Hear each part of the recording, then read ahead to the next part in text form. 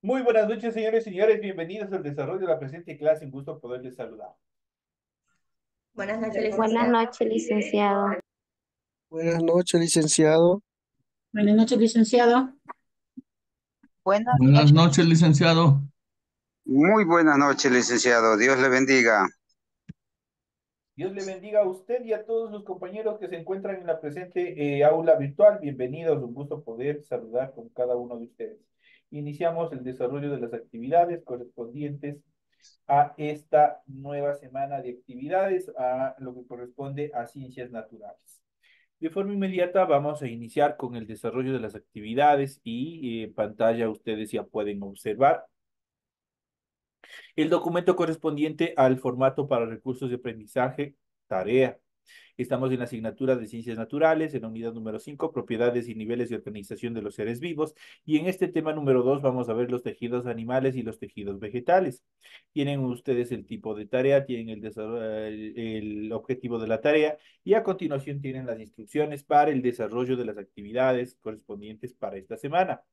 Recuerden que el trabajo es individual, deben leer el compendio de la unidad 5, tema número 2. Pueden ampliar su información sobre el mismo tema con otras bibliografías, si es necesario. ¿Qué es lo que tienen que hacer para la presente actividad? Tienen que desarrollar la siguiente actividad. Dice, realiza un mapa conceptual sobre el tejido animal y el tejido vegetal. Ustedes tienen aquí un ejemplo que les he colocado en el documento. Ese es, una imagen de ejemplo, cómo ustedes pueden construir su mapa conceptual en base a los temas centrales que ustedes tienen aquí, tanto el tejido animal y también el tejido vegetal, y de ahí van poniendo todas sus clasificaciones, conceptos y todo lo que ustedes quieran poner. Incluso ustedes pueden acompañar de imágenes de ser posible, y eso queda a discreción de cada uno de los estudiantes. Recuerden que el trabajo es 100% escrito, claro y ordenado. Para ello, en la parte superior de su hoja, ustedes pueden desarrollar, y obviamente es obligatorio desarrollar la rotulación de la misma, donde obviamente ustedes tienen que proporcionar todos los datos que se les solicita, y una vez que han cumplido con esa actividad, y inmediatamente a continuación desarrollan la actividad que ustedes tienen como tarea para la presente semana. En función del contenido deben leer las recomendaciones, la rúbrica de calificaciones, y al final de todo este proceso tenemos la información para el desarrollo de los recursos de plataforma. Estamos en la unidad número 5 con el tema de los tejidos animales, los tejidos vegetales correspondientes a la semana 2 del 1 de julio del 2024. Esta tarea permite entregas justamente desde el 1 de julio, la fecha límite de entregas del 31 de julio y la fecha de publicación de la calificación será hasta el 5 de agosto del 2024. Así que tienen un tiempo bastante prudencial para desarrollar esta actividad. Este organizador gráfico, como se lo denomina, les va a permitir a ustedes identificar, primero leer, identificar las conceptualizaciones y los temas más relevantes dentro de este tema, y obviamente organizarlo de una forma jerárquica, eso quiere decir de los más importantes hacia los menos importantes. Es lo que ustedes tienen que hacer para la presente semana como actividad. Una vez que se les ha facilitado la información pertinente de cómo ustedes tienen que desarrollar su tarea para la presente semana, iniciamos con el desarrollo de las actividades correspondientes a este tema. Y vamos a ver las propiedades y niveles de organización de los seres vivos. Y vamos a ver los tejidos animales en primera instancia. En los organismos vertebrados, eso quiere decir que tienen un esqueleto óseo, existe una gran diversidad de células, unos 200 tipos diferentes aproximadamente. Esta gran variedad de células se pueden agrupar en cuatro tipos de tejidos principales, como son el tejido epitelial, el tejido conectivo, el tejido muscular y el tejido nervioso. De esa manera está organizado las estructuras celulares o los tejidos en los animales, especialmente en los organismos vertebrados. Dentro de esta primera etapa vamos a ver el tejido epitelial. ¿Qué es el tejido epitelial? Este tipo de tejido reúne diversos tipos de tejidos adicionales que pueden tener funciones tales como protectoras, secretoras y también de absorción. El tejido epitelial recubre la superficie del cuerpo, sus cavidades y conductos. Sus células son geométricas, más o menos regulares y están unidas íntimamente unas entre sí. Por debajo del epitelio encontramos una membrana basal formada por una red de fibras que conectan con el tejido conectivo. Existen dos grandes grupos de epitelios. El epitelio de revestimiento, que tiene una función protectora, y el epitelio de absorción, y el glandular, cuya función es la secreción de sustancias. Por ejemplo, cuando sudamos, cuando, qué sé yo, nos vamos a practicar algún deporte y nosotros sudamos, ahí están actuando justamente las glándulas de secreción, que son las que obviamente hacia afuera envían todo tipo de sustancias que muchas veces no son necesarias para nuestro organismo, pero que también tienen otras funciones adicionales, dependiendo de la actividad en la que se encuentre. Y también tenemos el epitelio de revestimiento. Está especializado en la protección de las estructuras que se encuentran por debajo de él. Las células del epitelio de revestimiento pueden constituir una o varias capas. Según esto podemos distinguir el epitelio simple, el epitelio estratificado y el pseudoestratificado en función de los epitelios. Aquí a continuación ustedes pueden ver el epitelio plano simple, el epitelio cilíndrico simple y el epitelio cúbico simple de izquierda a derecha. Asimismo podemos ver el epitelio cilíndrico, el pseudoestratificado, el epitelio plano estratificado y el epitelio cilíndrico estratificado. Cada uno tiene prácticamente a simple vista parecerían iguales, pero en sí en su estructura, si nosotros podemos observar un poco más detenidamente, nosotros vamos a ver la diferencia que existe entre uno y otro. En cuanto al epitelio glandular, este epitelio constituye las glándulas. ¿Qué son las glándulas? Son órganos especializados en la fabricación y secreción de sustancias.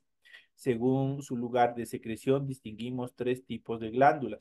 Tenemos las glándulas exócrinas, las glándulas endocrinas y las glándulas mixtas, que son una fusión o tienen parte de las dos anteriores. Eso en cuanto al órgano, a este tejido principal de revestimiento, que es el tejido epitelial. ¿Cuál es el tejido epitelial desde el punto de vista común? Lo que nosotros podemos determinar es toda nuestra piel y todo lo que está recubriendo nuestras fosas nasales, lo que está recubriendo todos nuestros órganos, especialmente a esos son el tejido epitelial, obviamente de acuerdo a su clasificación. Una vez que hemos visto el tejido epitelial, pasamos a la siguiente etapa, que es el tejido conectivo. Como su nombre lo indica, ¿qué nos hace? Conectan los músculos, unen a los huesos y para que generen el sistema de palanqueo y nosotros podamos generar movimiento.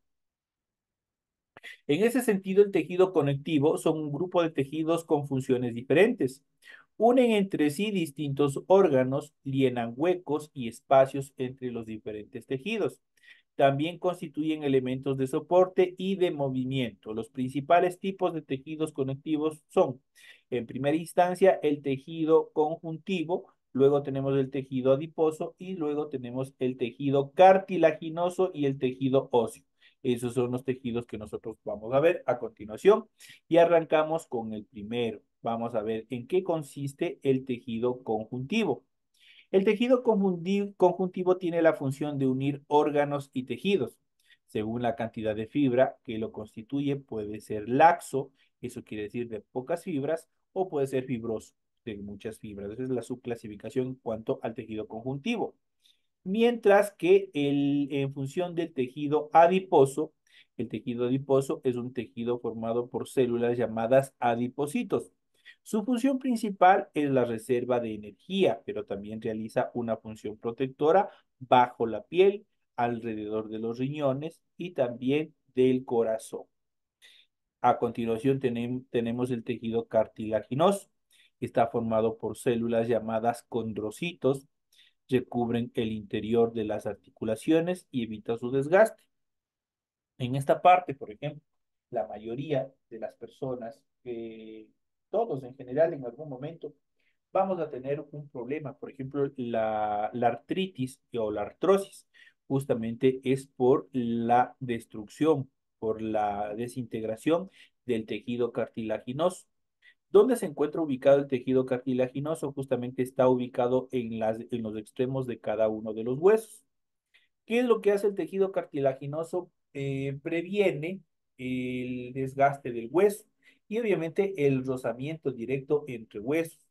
Ustedes, por ejemplo, cuando se van eh, a, qué sé yo, se fueron a comer un pollo broster, por ejemplo, y pidieron la pierna del pollo.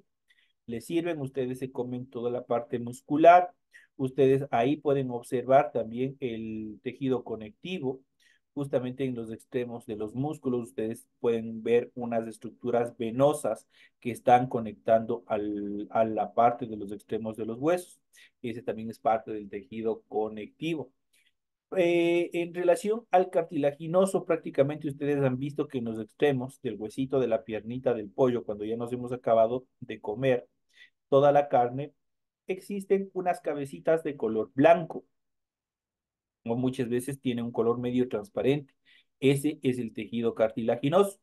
Muchas de las veces, y me incluyo, me encanta comer esas partes del pollo porque son bastante, tienen algo especial, son bastante agradables el momento de comer. Si ustedes el momento que le sacaron la cabecita, que es el tejido cartilaginoso, ustedes pueden ver que la cabeza del hueso se queda desnuda. Se queda obviamente formada, pero se queda desnuda. Si es que se diera, si es que no existiera el tejido cartilaginoso, prácticamente hubiera una fricción directa hueso contra hueso y eso nos generaría un tremendo dolor y obviamente un desgaste bastante acelerado de nuestros huesos. Justamente cuando ya se ha acabado, cuando se ha deteriorado estas cabecitas que les pongo como ejemplo de la pierna del pollo, del extremo del hueso de la pierna del pollo, es lo que en nosotros se produce como la artritis o la artrosis, que es un proceso de degeneración, es un proceso de destrucción, obviamente, del tejido cartilaginoso y por ende se queda libre, se queda despejado el hueso y obviamente empieza a generar una fricción directa hueso contra hueso, lo que genera deformación de los huesos, lo que genera dolores insoportables y otras características más que tienen este tipo de enfermedades. Por eso es importante prevenir es la alimentación correcta, la alimentación adecuada, obviamente, especialmente la presencia, en este caso, de calcio y sobre todo del colágeno es fundamental para mantener activo, tratar de fortificarle justamente el tejido cartilaginoso. Entonces ya sabemos cuál es el tejido conjuntivo, el tejido adiposo y tenemos el tejido cartilaginoso. Pasamos al último tipo de tejido y el más importante porque es un órgano de sostén, es un órgano que muchas de las veces, ¿qué es lo que está haciendo? Prácticamente está protegiendo determinados órganos importantes. Pasamos a ver el tejido óseo. Las células de este tipo de tejido se llaman osteocitos. Este tejido forma los huesos y por tanto participa en el movimiento y en la protección de diversos órganos. Por ejemplo, en nuestra caja torácica está protegiendo los pulmones, está protegiendo el corazón y otros órganos más. Ahí está, obviamente, generando, como su nombre lo indica, caja torácica, está dentro de una caja, los órganos más cuidadosos, más delicados dentro del funcionamiento de nuestra estructura, de nuestro cuerpo. Y eso sucede con la mayoría de los seres vivos con características, obviamente, de estructuras óseas que tienen esqueleto. Eso en cuanto, obviamente, a lo que corresponde al famoso tejido conectivo. El tejido conectivo se subclasifica en tejido conjuntivo, tejido adiposo, tejido cartilaginoso y tejido óseo. Pasamos al siguiente y más importante, que es el tejido muscular. Está formado por células denominadas miocitos, integrado por actina y miocina, dos proteínas con capacidad contráctil. Eso quiere decir que permite que se contraigan y se expandan también los músculos. El tejido muscular, dentro de su subclasificación, puede ser, en primera instancia, estriado, también puede ser cardíaco, y aquí vamos a ver en función de los movimientos. y también tenemos el tejido muscular liso. Vamos a ver cuáles las características en función de todos estos tejidos, especialmente son tejidos musculares. Los tejidos musculares están formados por células denominadas miocitos, habíamos dicho, integrados por actina y miocina. ¿Qué son estos dos componentes? Son dos proteínas fundamentales que generan la capacidad de contraer al músculo para generar movimiento. Dentro de estos tejidos podemos ver la clasificación del tejido muscular estriado. Está formado por células grandes que presentan numerosos núcleos. La contracción es rápida y voluntaria. Dentro de un ejemplo del músculo estriado podemos ver los músculos que participan en la marcha, por ejemplo, en nuestros brazos, en nuestras piernas, en los músculos que tenemos. Ese es un músculo estriado. Una de las características que ustedes tienen que ver en función del músculo estriado es que la contracción es rápida y es voluntaria. Eso quiere decir que nosotros controlamos ese tipo de movimiento. En cuanto al tejido muscular cardíaco, está compuesto por células estriadas mononucleadas. Su contracción es rápida, pero en este caso tiene una característica fundamental, es involuntaria.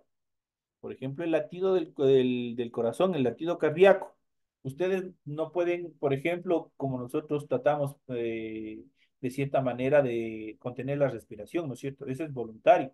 Nosotros cogemos y respiramos y aguantamos, ¿no es cierto? En cambio, al corazón nosotros no le podemos coger y decir, detente, no sigas latiendo.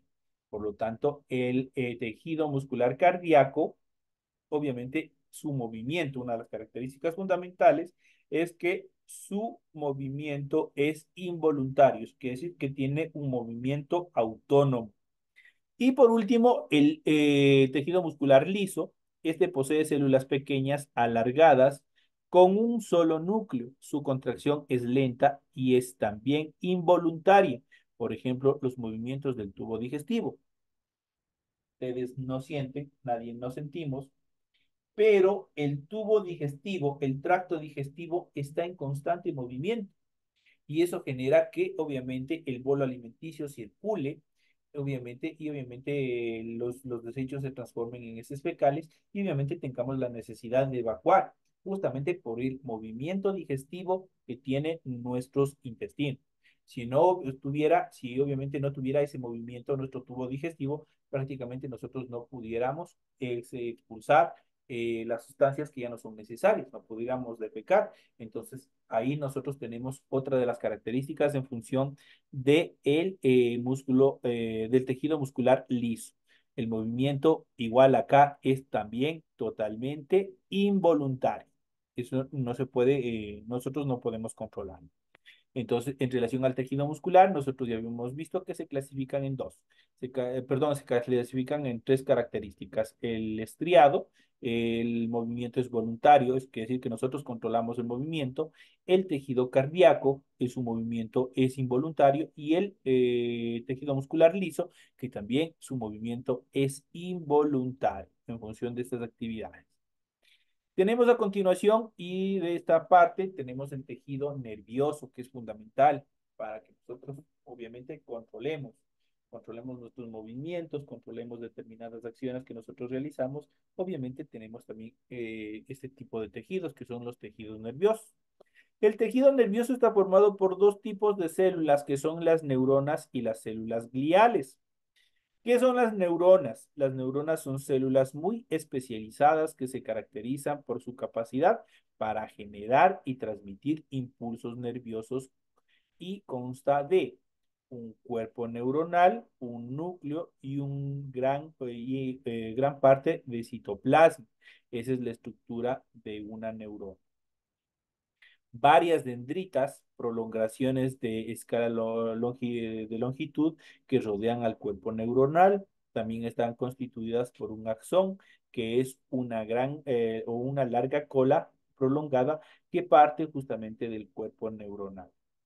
La transmisión del impulso nervioso siempre se efectúa desde la dendrita al axón.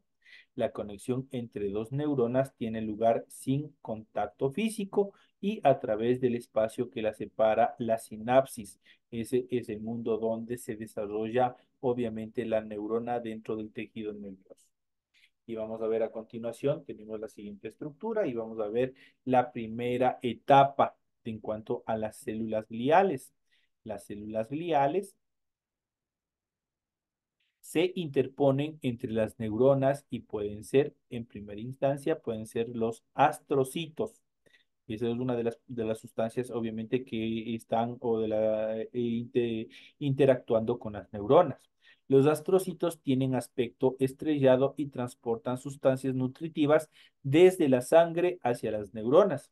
También actúan como soporte enlazando entre sí los distintos componentes de tejidos. Otro de los componentes que podemos mencionar es la microglia. La microglia tiene aspecto espinoso y son móviles, capturan y dirigen sustancias de desecho y desempeñan una función defensiva en caso de haber algún tipo de agente externo peligroso. Y por último tenemos la famosa célula de Schwann. La célula de Schwann contiene mielina, una sustancia de gran importancia en la transmisión del impulso nervioso. Cuando exista ausencia de este tipo de célula, de la célula de Schwann, obviamente presentan determinadas enfermedades.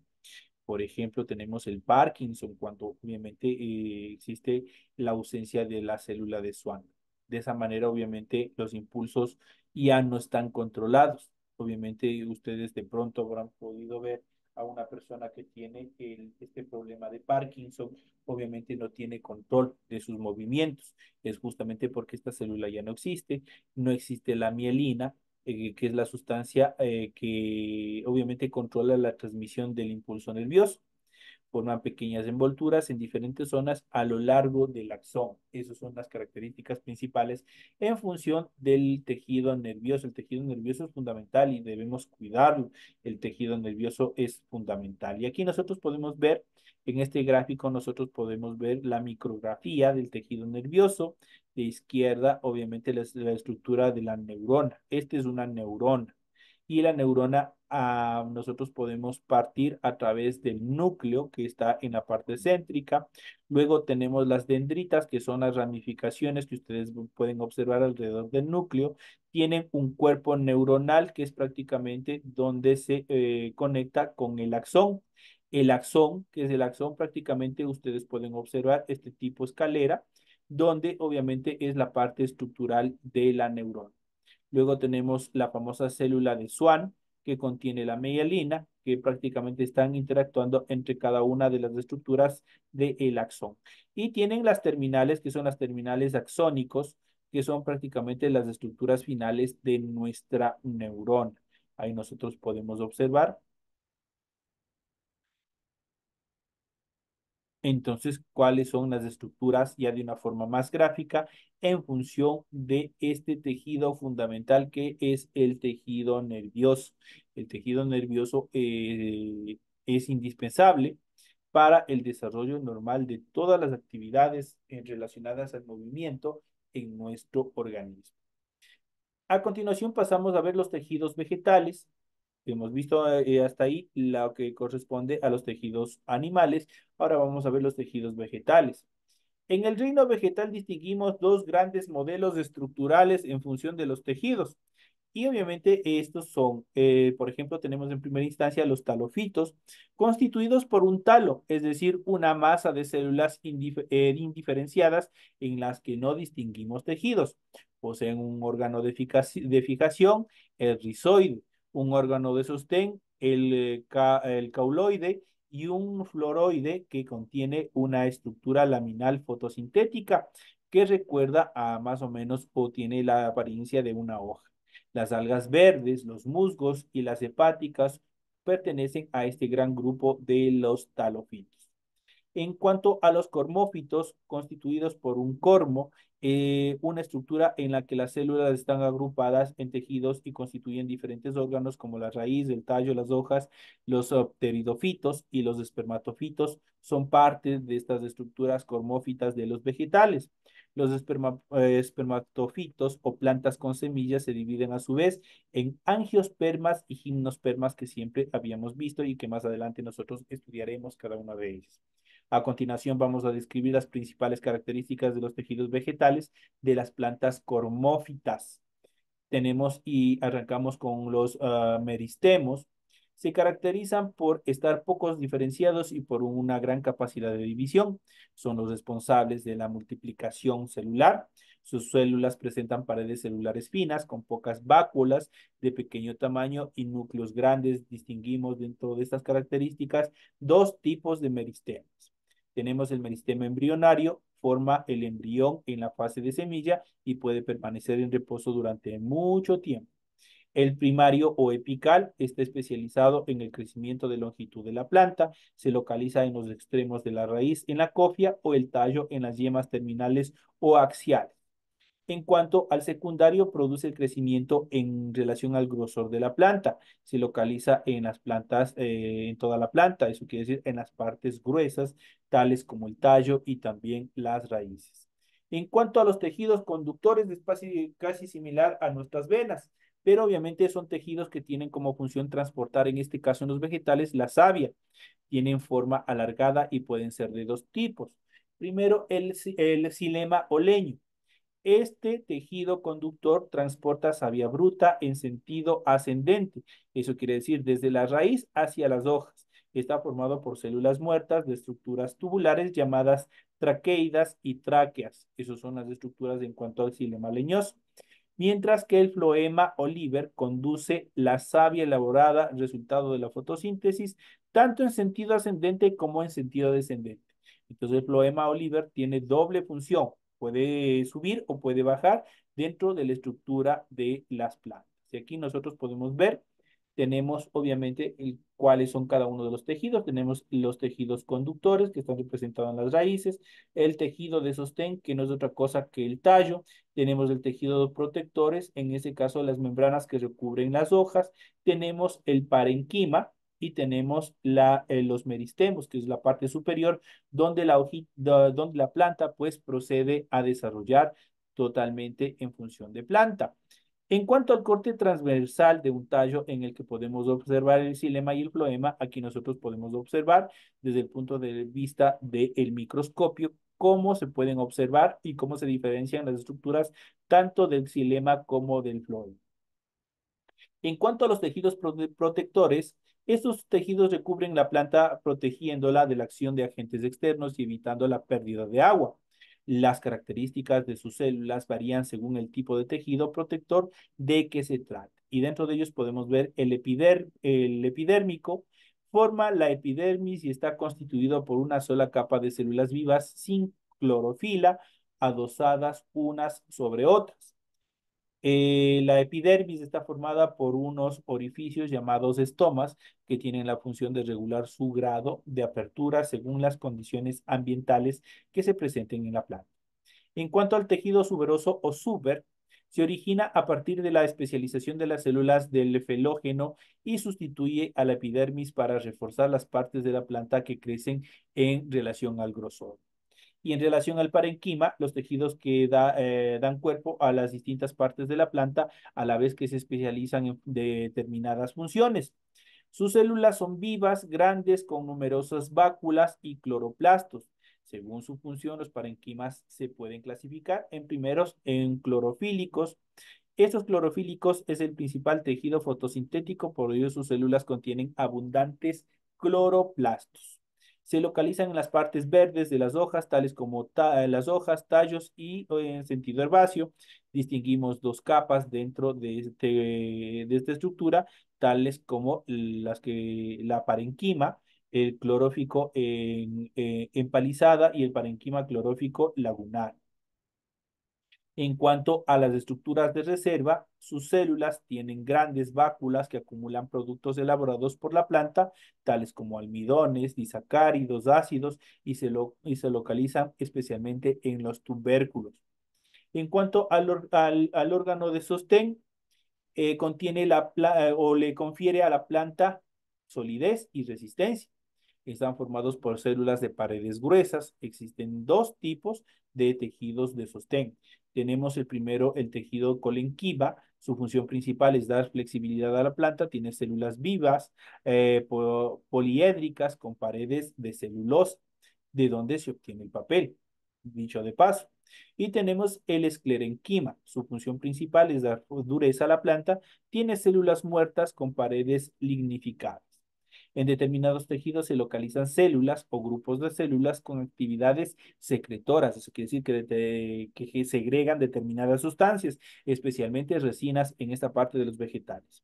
En la epidermis se pueden intercalar células que segregan esencias, como sucede en las plantas de romero o de la menta, por ejemplo. En otros casos existen tubos y bolsas que producen y segregan otras sustancias como la resina de los pinos y látex de las higueras. Esos son en cuanto a los tejidos de sostén y sus características fundamentales.